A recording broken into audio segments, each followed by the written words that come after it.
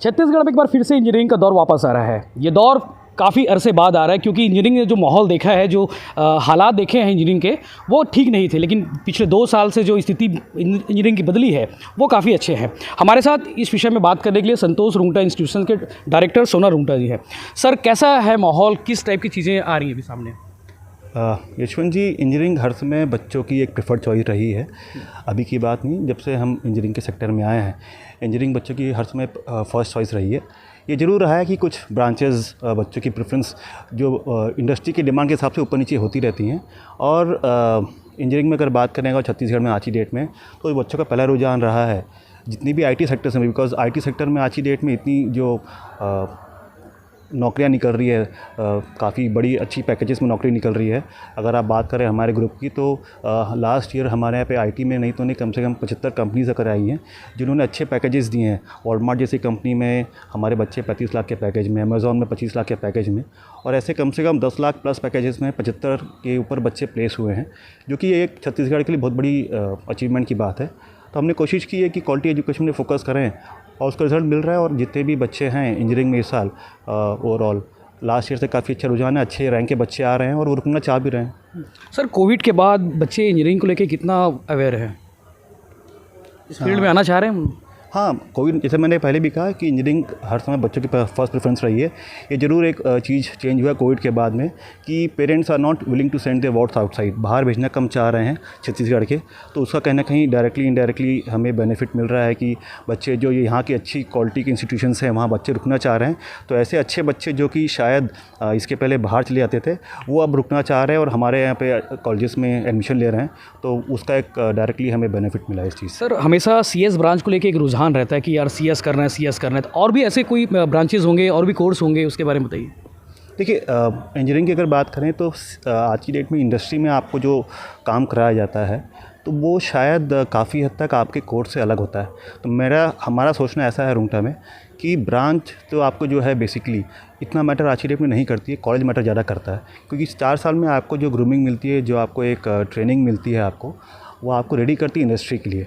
उसके बाद अगर सीएस की बात करूं तो सीएस के बच्चे भी जो शायद सीखते हैं, अगर करिकुलम की बात करें तो वो बहुत ज़्यादा इंडस्ट्री के रिक्वायरमेंट के हिसाब से नहीं सीखते हैं। वो या तो हम सिखा के भेजते हैं बाद में अलग से कोर्स के अलावा, या इंडस्ट्री सिखाती है उनको जब उसमें जैसी रिक्वायरमेंट होती है।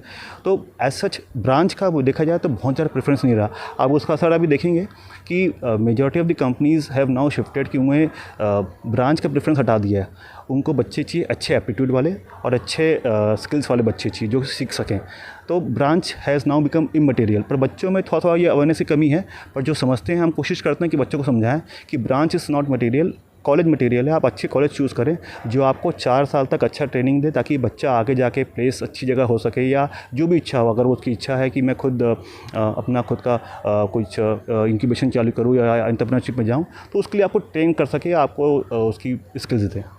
सर, एक और चीज़ है कि सीएस के अलावा और आपके यहाँ नए-नए ब्रांचेस आए हैं। ये शायद ये ब्रांचेस जो है आने वाले समय में बच्चों को रोज़गार के अवसर तो बढ़ाएंगे ही, इसके बारे में बताइए।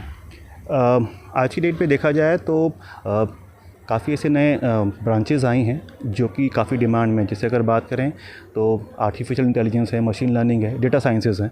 ये आज की डेट में बज़वर्ड्स हैं और इनके इसमें काफ़ी अच्छे जॉब प्रॉस्पेक्ट्स हैं। तो एसआईटी ने इस चीज़ को समझते हुए इस साल कॉलेजेस में अलाउ किया है कि B Tech in CSE with the specialisation of DS, data sciences, artificial intelligence, machine learning allow किया है, ताकि बच्चे इन फोकस कोर्सेज पे ध्यान दे पाएँ और इनका प्लेसमेंट डायरेक्टली, इनकी ट्रेनिंग इस जो जॉब प्रॉस्पेक्ट्स सेक्टर में है, ताकि पता कि बच्चा डे 1 से एम्प्लॉयबल हो सके, ताकि बच्चों को और कॉलेजेस को ट्रेनिंग में इन्वेस्ट अलग से ना करना पड़े इन सेक्टर्स में। तो ये फोकस से चालू किया, which is a very welcome step कि आप इंडस्ट्री की डिमांड को समझते हुए कोर्स को चेंज कर रहे हो, जो कि एक काफ़ी सराहनीय कदम है AICTE का। जी सर, प्लेसमेंट को लेके एक चीज़ें हैं कि इंजीनियरिंग करने के बाद उनको ज़रूरी नहीं कि प्लेसमेंट मिल जाए, तो आपके यहाँ ऐसा क्या है कि उनको प्लेसमेंट मिल जाता है? इसका थोड़ा मैं विस्तार से जवाब दूंगा।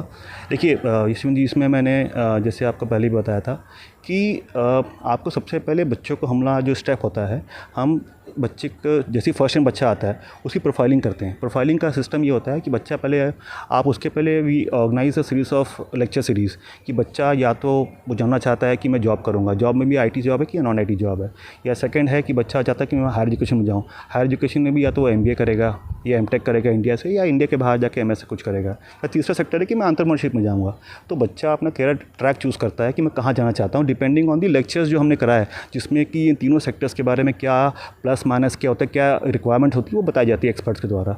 उसके हिसाब से बच्चे को जब प्रोफाइलिंग हो जाती है देन वी आइडेंटिफाई कि इस बच्चे को इस प्रोफाइलिंग में फिर उनकी टेस्ट होती है अलग अलग। एक होती है उनकी कोडिंग की टेस्ट अगर बच्चा IT में जाना चाहता है, दूसरा होता है एप्टीट्यूड की टेस्ट, और तीसरा होता है कम्युनिकेशन की।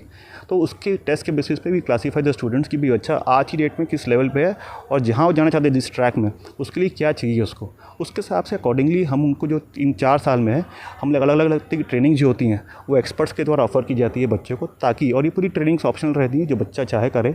और चूँकि ये ट्रेनिंग हम लोग इन कैंपस प्रोवाइड करते हैं तो मार्केट से काफ़ी कम रेट्स में बच्चों को ट्रेनिंग प्रोवाइड हो जाती है, तो बच्चा इसका बेनिफिट ले पाता है और ये इंश्योर दैट क्वालिटी ट्रेनिंग्स बच्चे को मिल पाए ताकि बच्चा 4 साल बाद रेडी हो पाए। और इसमें ऑप्शन हम बच्चों को ये भी देते हैं कि अगर चाहे बच्चा तो फर्स्ट ईयर के बाद सेकंड ईयर में थर्ड ईयर में ही कैन चेंज इस track depending on his interest. मुझे लगता है कि नहीं मुझे जॉब नहीं, मुझे खुद का कुछ करना है एंटरप्रेन्योरशिप में। तो जैसे अभी हमने इस बार किया है, अभी तक हमारे पास 12 ऐसे ग्रुप्स हैं जिन्होंने अपने खुद के जो प्रोजेक्ट्स इंक्यूबेट किए हैं हमारे खुद के इंक्यूबेशन सेंटर में जिसका नाम रूबी है। और अभी तो काफ़ी चीज़ें चल रही है जो बच्चों को हर ट्रैक में उनको हम लोग चाहते हैं कि सपोर्ट करें, वो प्लेसमेंट हो कि अगर हायर एजुकेशन हो या इंक्यूबेशन हो। इंक्यूबेशन को लेकर कल आप लोगों ने बढ़िया अच्छी खबर दी कि अब उनको करोड़ों रुपए की फंडिंग होगी, इसके बारे में विस्तार से बताइए। देखिए इंक्यूबेशन आज की डेट में देखा जाए तो एक बोलते हैं ना मार्केट में बच्चों का एक जो पहले कंपैरेटिवली कम था, कुछ सालों से बच्चों में एक नई इंटरेस्ट आया है कि they want to be job creators not job seekers.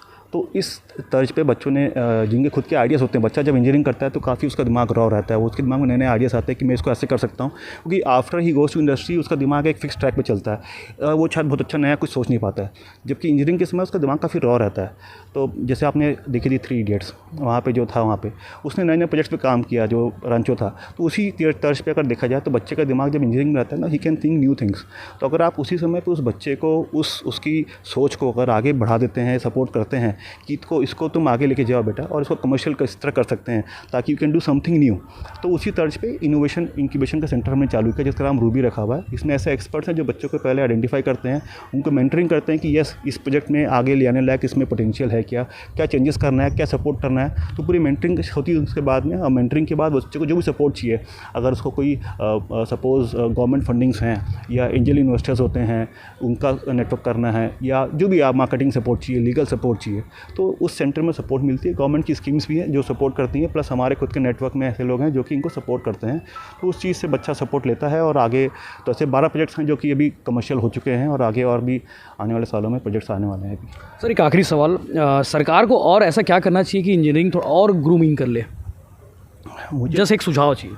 देखिए मुझे लगता है अभी भी एक सबसे बड़ी जो चैलेंज बच्चों में रहा है वो है कि although government is working lot on the scholarships, कि बच्चों में अभी भी जैसे स्पेशली अगर कोविड की बात करें तो एक बहुत बड़ा चैलेंज जो रहा हमने देखा था वहाँ पे कि कोविड के समय बच्चे ऐसे काफ़ी थे जिनके घर में फैमिली में इश्यूज़ थे। हमने अपने लेवल पे काफ़ी कोशिश की, जो स्कॉलरशिप देनी थी, जो बच्चे अच्छे थे, मेरिटोरियस थे, फीस जो कम करनी थी स्कॉलरशिप तो की हमने अपने लेवल पे। उसके अलावा जैसे हमने एक और टाइप किया था, ग्रेकवेस्ट एक कंपनी है, फिनटेक कंपनी है, जो कि बच्चे को घर बैठे ऐसे बच्चे जिनको लोन नहीं मिल पा रहा है, या देखिए जिनके पास गवर्नमेंट जॉब्स हैं, पेरेंट्स का वहाँ से इनकम मिलती है, उनको बैंक से लोन आसानी से मिल जाते हैं। जिनके पास प्राइवेट जॉब्स होते हैं उनको लोन मिलना थोड़ा मुश्किल जाता है। तो ये कंपनी बेसिकली जो है बच्चों को 1.75% ईयरली इंटरेस्ट मात्र में घर बैठे, पूरा प्रोसेस ऑनलाइन है, कहीं जाने की ज़रूरत नहीं है, वो लोन बच्चे को प्रोवाइड करती है। उसका काफ़ी अच्छा रुझान मिल रहा है। इस बार हमने कम से कम 100 के ऊपर केसेस ऐसे हैं जो कि बच्चों ने अप्लाई किए और घर बैठे उनको लोन मिल पाया है और काफ़ी ईजी हो पाया। तो इस राह में देखा जाए तो गवर्नमेंट की जो स्कॉलरशिप्स हैं अभी भी वो शायद पूरी नहीं हो पा रही है और बच्चों की जो रिक्वायरमेंट्स हैं वो फुलफ़िल नहीं हो पाती है, उसके कारण से बच्चा इंजीनियरिंग या जो भी कोर्स है वो नहीं कर पाता है। तो अगर स्कॉलरशिप्स में गवर्नमेंट फोकस करे कि भाई किस तरह से इसको ज़्यादा एक्सेसिबल और इजी बनाया जाए कि बच्चा इसको बच्चे तक पहुंच पाए कि क्या बेनिफिट्स है गवर्नमेंट की स्कीम्स, और उसको ज़्यादा सरल बनाया जाए, तो मेरे ख्याल से इसका बेनिफिट मिलेगा और बच्चे ओवरऑल पूरे इंडिया में इस प्रोफेशनल कोर्सेज़ में, because professional courses are costly, उसमें जो कॉस्ट लगती है वहाँ पे, तो उसमें कहीं ना कहीं गवर्नमेंट अगर इसको सब्सिडाइज़ करे या स्कॉलरशिप्स बढ़ाए उसमें, तो बच्चे ज़्यादा आएंगे। अब तो आईआईटी भी भिलाई आ चुका है, आईआईटी के आने से कितना फ़र्क पड़ेगा? देखिए, एक इतनी बड़ी इंस्टीट्यूशन आने से अपने आप एक माहौल का फ़र्क पड़ जाता है। बिकॉज़ एक तो सबसे पहले फ़र्क ये पड़ता है, हम लोग को डायरेक्टली एक बात करें, जितने भी आईटी के एक्सपर्ट्स हैं उनका हम डायरेक्टली बेनिफिट ले पाते हैं अपने यहाँ पे। हमको कुछ भी उनसे गाइडेंस चाहिए, सपोर्ट चाहिए, हम कॉन्स्टेंटली उनको अपने यहाँ बुलाते रहते हैं एक्सपर्ट लेक्चर्स के लिए, या कोई लैब सेटअप रहा या नई सोच के लिए। बिकॉज़ आईटी के जो सीनियर्स होते हैं वो नॉर्मली उनकी सोच एक अलग लेवल की होती है, तो वो चीज़ पहले हमारे पास अवेलेबल नहीं थी यहाँ पे। और अगर भिलाई में ये चीज़ अवेलेबल है तो हमारे लिए बहुत बड़ी ब्लेसिंग है। तो हम लोग खुद तो अपने लेवल पे ले रहे हैं, उसके अलावा एक जो माहौल का फ़र्क पड़ता है, जब बच्चा आईटी के जितने बच्चे जो पढ़ रहे हैं या जो बाहर तक ही पढ़ रहे हैं, जो पास आउट्स होते हैं, जब इस शहर में रहते हैं ना, तो एक बोलते हैं ओवरऑल जो इकोसिस्टम होता है पूरा, उस माहौल में चेंज आ जाता है पूरा। वहाँ पे उस लेवल के बच्चे रहते हैं, तो उनके साथ में अगर बच्चा कोई और रह रहा है, सपोज़ कोई आईटी का बच्चा है, उसका मेरे कॉलेज का बच्चा साथ में उसके एक रूम में रह रहा है, उसका असर कहीं ना कहीं मेरे बच्चे पड़ेगा, उसकी सोच का असर पड़ेगा।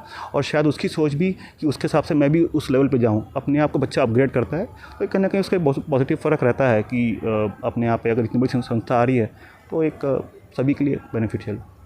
तो जैसा कि आपने सुना कि इंजीनियरिंग का माहौल कितना बदलने वाला है, अब तो आईआईटी भिलाई में आ चुका है, तो इन सब के फ़र्क पड़ने से एक फ़ायदा तो है, इंजीनियरिंग का दौर फिर से वापस आएगा।